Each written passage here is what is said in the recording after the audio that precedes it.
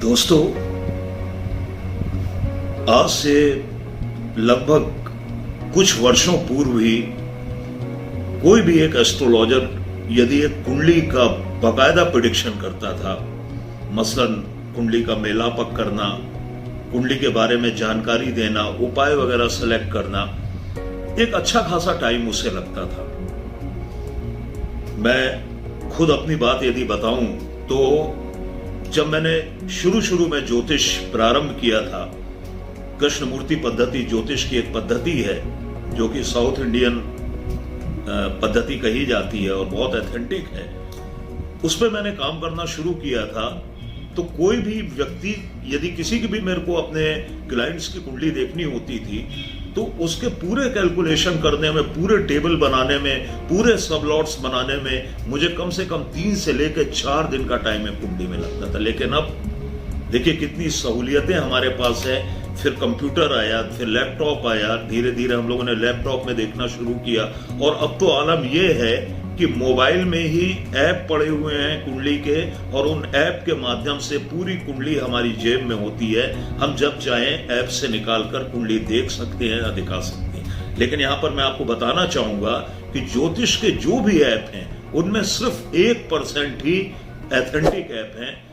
एक बात ध्यान रखिएगा कि ये एक ऐसी विषय वस्तु है एस्ट्रोलॉजी कि कोई फ्री में नहीं बांटता है।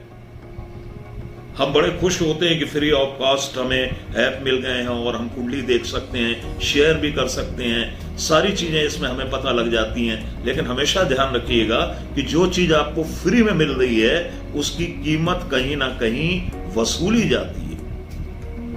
बहुत सारे ऐप ऐसे हैं जो प्ले स्टोर से हम लोग इंस्टॉल कर लेते हैं जो कि बिल्कुल ऑथेंटिक नहीं होते। अब यहां पर हम एक चर्चा आपसे करना चाहेंगे गुण मेलान के ऊपर।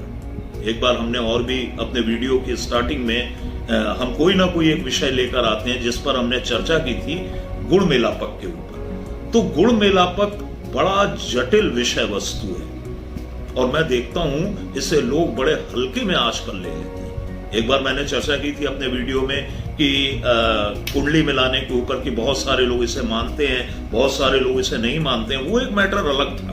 लेकिन जो लोग मानते हैं मेरे पास कुंडली लेके आते हैं और बोलते हैं साहब ये 28 गुण मिल रहे हैं। अब बताइए, शादी तो हो सकती है, वो खुद ही प्रेडिक्शन करके आ जाते हैं। हंसी भी आती है कि ज्योतिष इतनी सस्ती है क्या, ज्योतिष इतनी सरल है क्या कि मतलब आप एक ऐप में जाते हैं, दोनों की डेट ऑफ बर्थ डालते हैं और उसके बाद आपको रटा रटाया एक प्रिंट आउट निकल के आ जाता है। एक मतलब आपके ऐप में शो हो जाता है कि भाई 15 गुण मिल रहे हैं कि 18 गुण मिल रहे हैं कि 22 गुण मिल रहे हैं। इतनी सरल है क्या एस्ट्रोलॉजी? जिन्होंने मेहनत की है गुण मेलापक के ऊपर, बड़ी बड़ी किताबें लिखी हैं, जिन्होंने गुण मेलापक के ऊपर इतने काम किए हैं, वो तो सब धरे के धरे रह गए इसके आगे। तो ऐसा नहीं है, ये बहुत बड़े कंफ्यूजन का शिकार होते हैं ऐसे लोग। और मैं ऐसे लोगों से रिक्वेस्ट करूंगा कि ज्योतिष इतनी सस्ती नहीं है, इतनी सुगम नहीं है कि आपने देखा कि यार 36 में से 22 गुण मिल गए, चलो हाँ बोल दो। बिना एक्सपर्ट की राय लिए कुंडली में, चाहे वो आपके घर की हो या बाहर की हो, कभी भी यस नो नहीं बोलना चाहिए। ये मेरा खुद का एक एक्सपीरियंस है। अभी हम लोग भी इतना टाइम होने के बाद भी हम लोग अभी कुछ नतीजों पर, कुछ निष्कर्षों पर अभी तक नहीं पहुंच पाए। अभी भी खोज जारी है, अनुसंधान जारी है और कुंडलियां देख देख के पता लगाते हैं कि भाई इन चीजों के क्या इफेक्ट आ रहे हैं। तो इतनी सरल नहीं है कि हमने देखा ऐप में, दोनों की डेट ऑफ बर्थ डाली और देखा और तैयारी कर ली कि साहब शादी की तैयारी करिए, 28 गुण मिल रहे हैं, 26 गुण मिल रहे हैं। इसमें क्या क्या जरूरी होता है?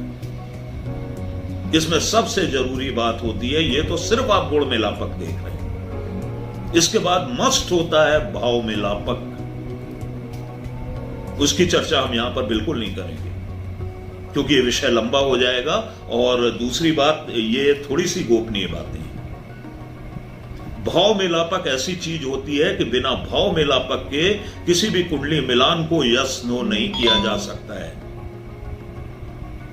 इतना सरल नहीं होता है भाव को मिलाना, एक दूसरे के भावों का कंपैरिजन करना। फिर तीसरे नंबर पे आती है डेस्टिनी, हमारा भाग्य, जो सबसे महत्वपूर्ण होता है।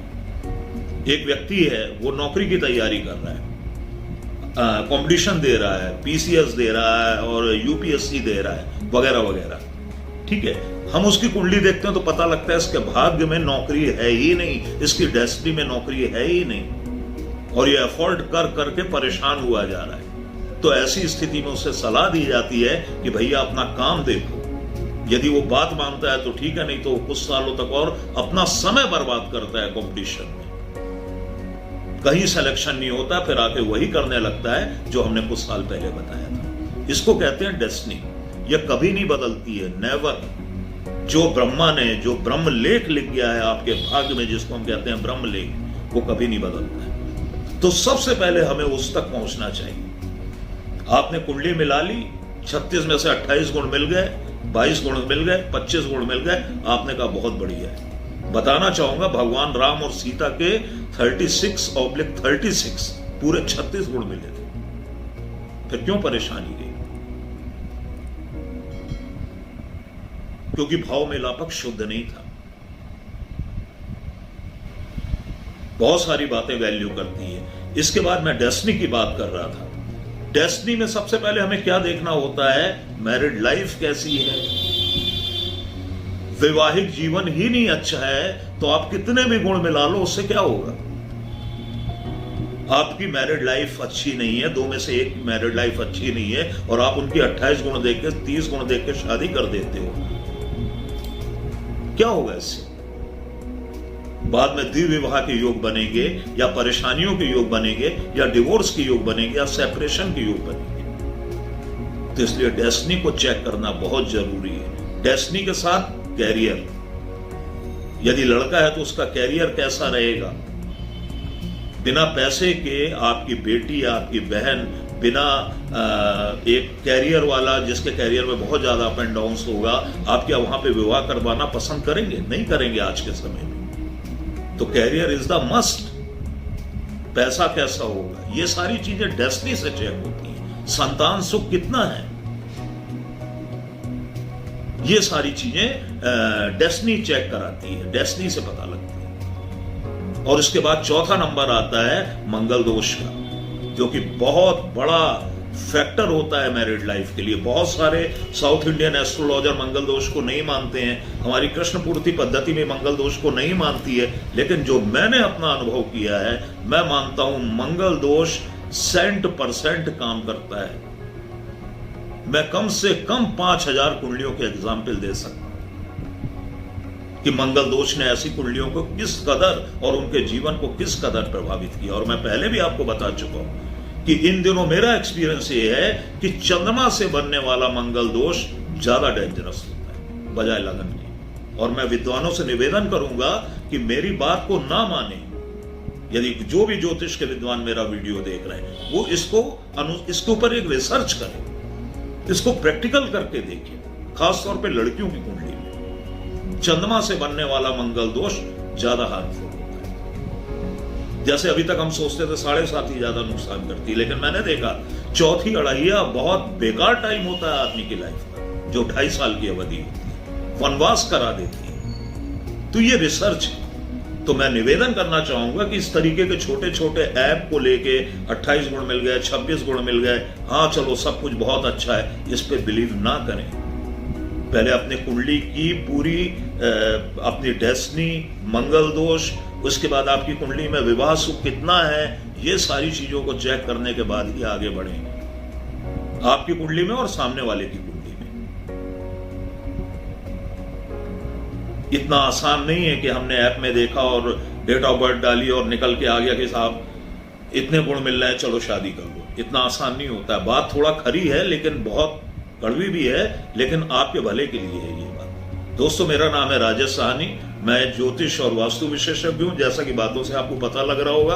और हमारा ये चैनल है डिवाइन एस्ट्रो, इसमें मैं अपने सभी दर्शकों का हार्दिक स्वागत करता हूं, अभिनंदन करता हूं। तो दोस्तों, हम आज चर्चा करते हैं आज के पंचांग के ऊपर, आज की ग्रह स्थिति के ऊपर, और फिर आज की राशि चाल आपके लिए क्या संकेत दे रही है इसके ऊपर। आज 26 अक्टूबर दिन गुरुवार।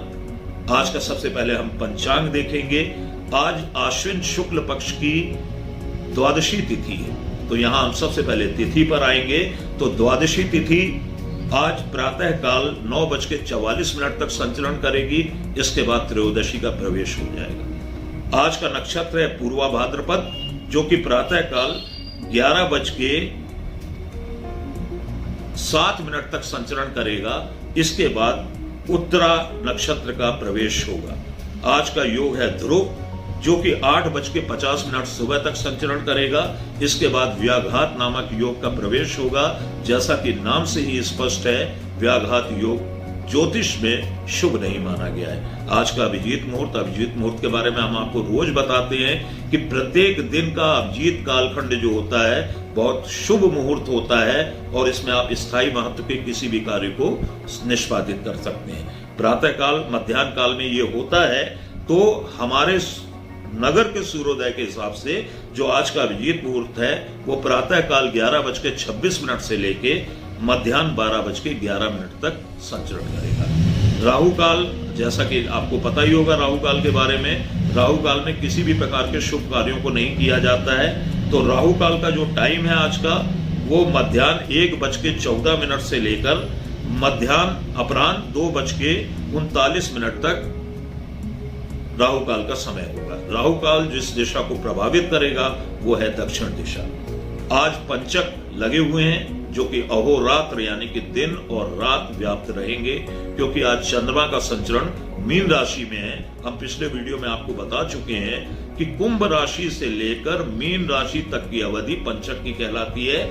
इस बीच में चंद्रमा 5 नक्षत्रों पर से गोचर करता है, इसीलिए इसका नाम पंचक है। और इसमें 5 प्रकार के कार्यों का निषेध किया गया है, जो हमने हालांकि आपको पिछले वीडियो में बताया, फिर से मैं रिपीट कर रहा हूं, क्योंकि पंचक को लेकर लोग बहुत कंफ्यूज होते हैं। पंचक में पूजा भी नहीं करते हैं, पंचक में कहीं की भी यात्रा नहीं करते हैं, पंचक में कोई सामान भी नहीं लेते हैं। पंचक का मतलब होता है कि वो चीज 5 बार होगी। सीधी सीधी बात बता रहा हूं मैं। लेकिन यदि अब आप सोचिए कि यदि आपने गाड़ी खरीदी तो आप 5 बार गाड़ी खरीदोगे,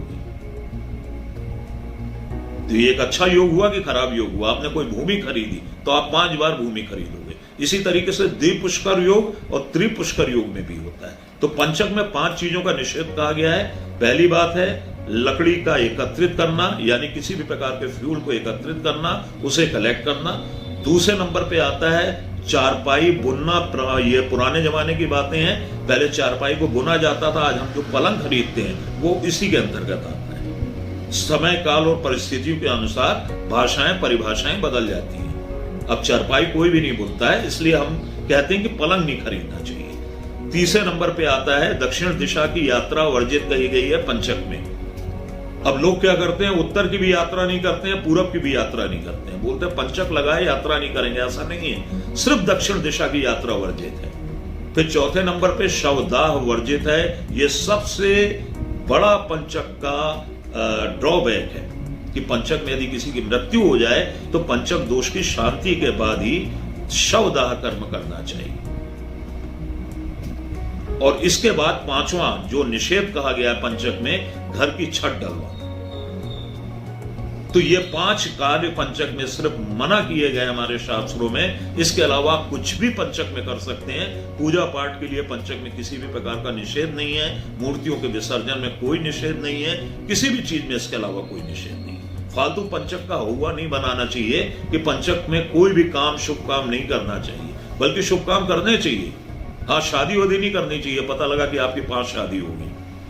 तो इसके बाद हम आते हैं दिशाशूल। आज का दिशाशूल, चूंकि गुरुवार का दिन है इसलिए आज दिशाशूल होगा दक्षिण, यानी कि आज के दिन दक्षिण दिशा की ओर यात्रा करना वर्जित कहा गया है हमारे शास्त्रों में। तो दोस्तों ये था आज का पंचांग। और अब हम आते हैं आज 26 अक्टूबर 2023 की ग्रह चाल के ऊपर, ग्रह स्थिति के ऊपर।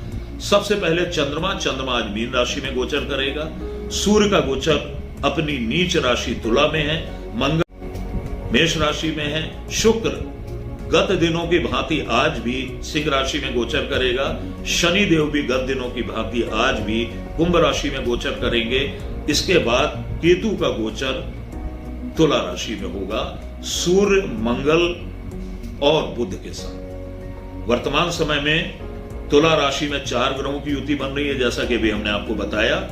केतु, मंगल, बुध और सूर्य, इनमें से कुछ 1-2 ग्रह अच्छे हैं, 1-2 अच्छे नहीं है। राहु के साथ गुरु की युति है जो बहुत कम समय के लिए बची है। 30 तारीख को राहु का राशि परिवर्तन होगा, उसके बाद ये खराब युति भी भंग हो जाएगी। शनि वक्री चल रहे हैं वर्तमान समय में, इनके साथ एक बड़े ग्रह गुरु भी वक्री चल रहे हैं। मंगल और बुध कंबस्ट हैं, यानी कि अस्त। तो दोस्तों ये था आज की ग्रह स्थिति। और आइए आज हम देखते हैं कि 26 अक्टूबर का दिन आपकी राशि के लिए, आप लोगों के लिए कैसा बीतने वाला है और आपको क्या करना चाहिए आज के दिन, ताकि आपका दिन शुभत्व से परिपूर्ण रहे और आज के दिन आपके जो कार्य हैं वो आसानी से संपन्न हो सके। तो सबसे पहले हम राशि चक्र की पहली राशि पर आएंगे, मेष राशि। मेष राशि वालों को आज का दिन बहुत सावधानी से बिताने की आवश्यकता है।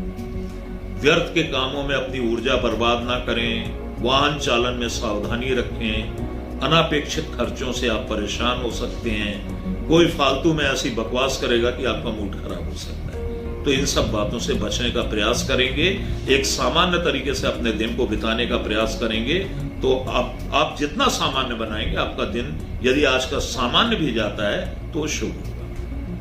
हमने आपको हिंट दे दिया है, जरूरी नहीं कि हमारी सारी बातें सही निकले, फिर भी आपको आज इन फील्ड में सावधानी रखनी चाहिए।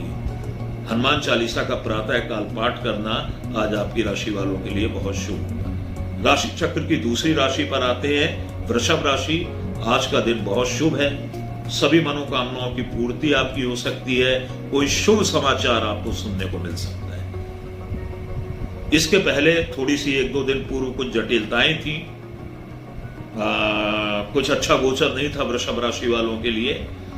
और यहां पर हम आपसे फिर भी आपके शुक्र को देखते हुए एक बात आपको संज्ञान में आपके लाना चाहेंगे कि स्त्री विषयक मामलों से या अपने रोमांटिक रिलेशन में आप प्रॉपर सावधानी बरतें, क्योंकि तुला राशि में यानी आपके 6ठे स्थान में 4 ग्रहों का जमावड़ा हो रहा है। शत्रु पक्ष आपका इस समय बहुत बलवान होगा, जिनको आपने नाराज किया है वो बहुत बलवान है। इस समय आपको किसी दुविधा में डाल सकते हैं, आपको किसी दिक्कत में भी डाल सकते हैं।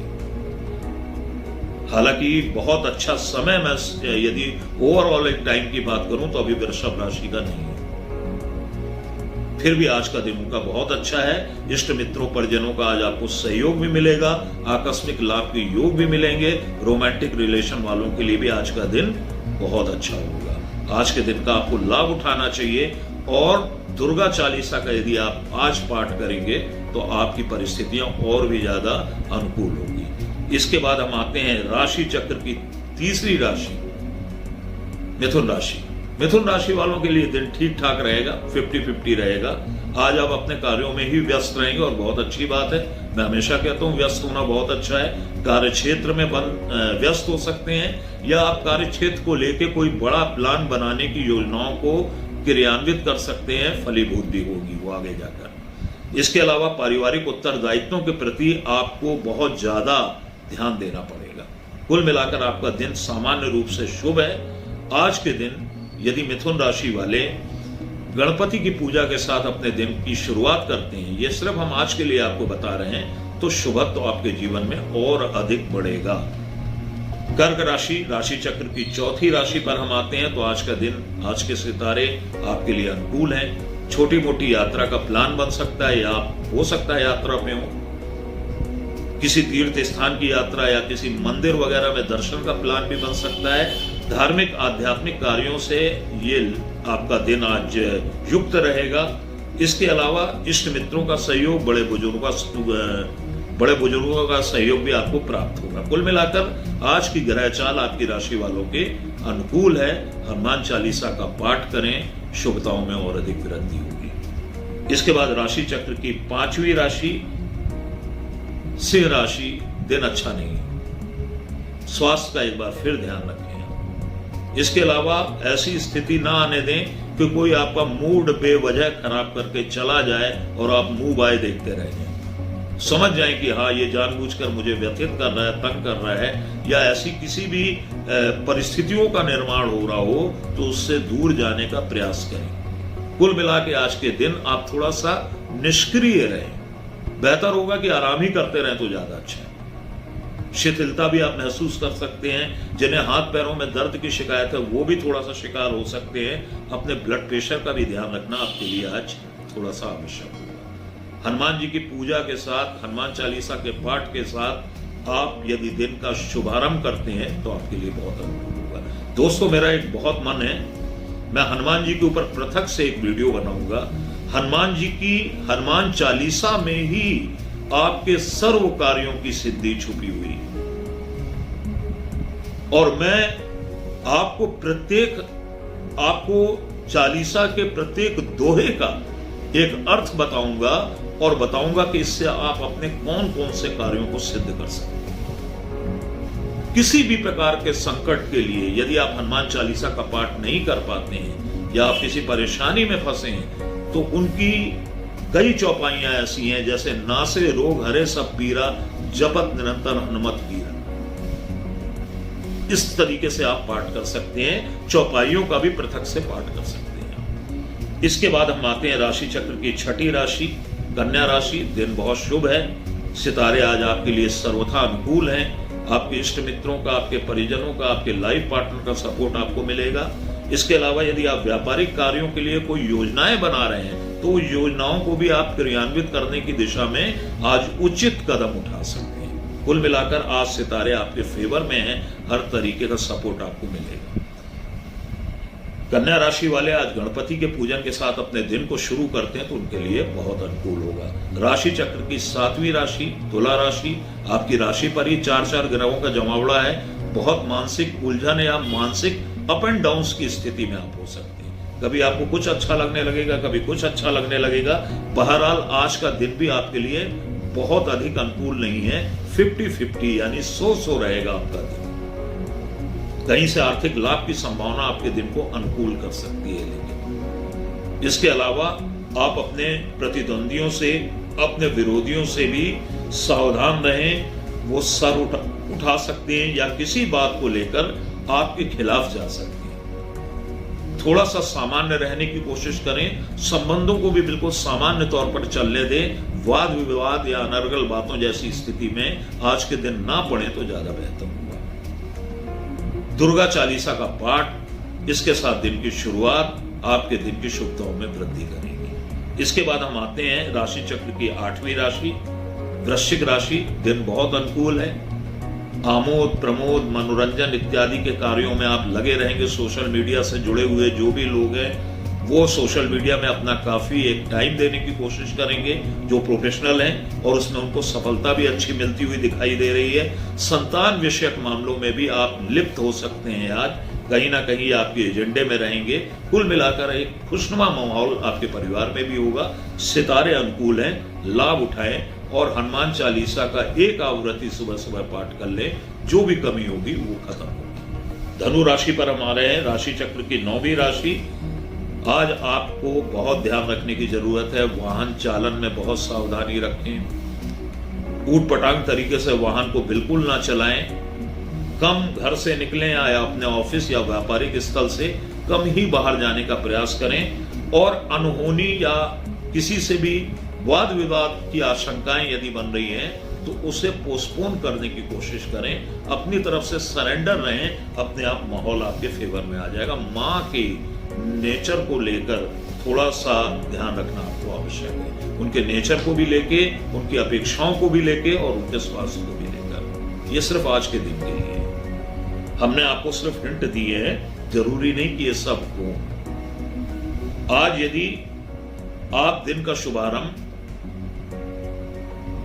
हनुमान जी के किसी भी मंत्र के साथ करते हैं, हनुमान चालीसा पढ़ने की जरूरत नहीं है, श्री हनुमते नमः का ही आप पाठ करते रहेंगे तो आपकी शुभताओं में वृद्धि होगी। राशि चक्र की 10वीं राशि मकर राशि वालों के लिए आज का दिन बहुत अनुकूल है। सितारे आपके फेवर में हैं। यद्यपि पिछले कुछ दिनों से आपको एक मेंटल डिसबैलेंस की प्रॉब्लम हो रही थी, अभी भी वो दिख रही है मुझे। बहरहाल लेकिन आज के दिन आप काफी अच्छा फील करेंगे। आपको लगेगा कि पिछली समस्याएं भी हमारी धीरे धीरे खत्म हो रही हैं, कोई ऐसी चीज जिसको लेकर आपको पिछले 2-4 दिनों से कोई रास्ता नहीं मिल रहा था, रास्ता बनता हुआ दिखाई देगा। अपने आप पर आप फोकस करेंगे। और मकर राशि वालों को हम एक सलाह और देना चाहते हैं कि ज्यादा आप दूसरों के पचड़े में ना पड़े।